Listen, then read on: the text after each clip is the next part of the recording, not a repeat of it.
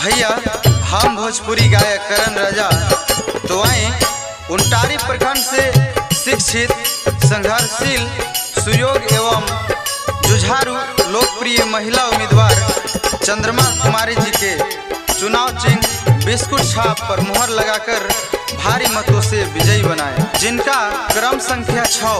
जी हाँ मेरे दोस्त, क्रम संख्या 6 पर मुहर लगाकर भारी से भारी मतों से विजयी बनाया। बिस्कुट छाप बाटे निशानवा हो, बिस्कुट छाप बाटे निशानवा हो, भैया याद रखिया।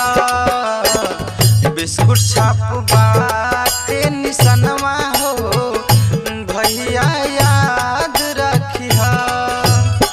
चंद्रमा कुमारी के बाकहनमा हो,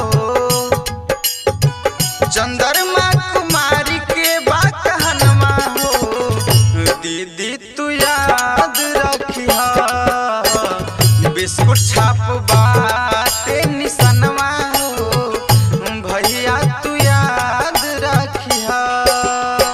अपने क्षेत्र के विकास की सूरत बदलना जरूरी है। जी हाँ, अपने क्षेत्र के विकास की सूरत बदलना जरूरी है। इसके लिए मुझे आपके वोट और सपोर्ट की जरूरत है। सबका साथ सबका विकास। जी हाँ, सबका साथ सबका विकास जब आप रहेंगे हमारे साथ।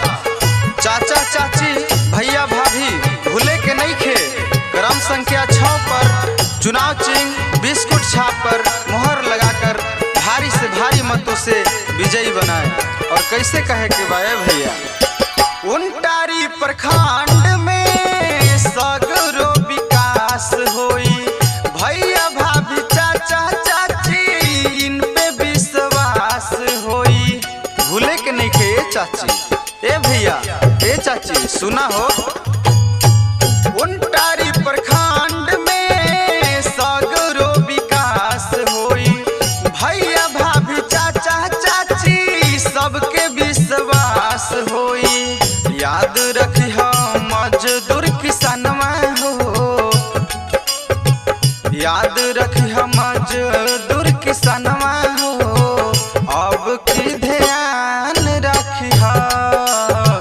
बिस्कुट छाप बाटे निशानवा हो, भैया तू याद रखिया।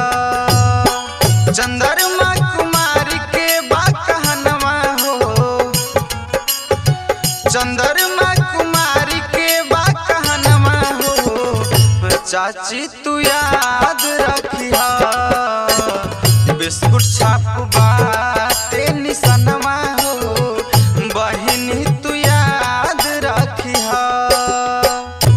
ईमानदारी को इनाम दो, छुप कर नहीं सरेआम दो।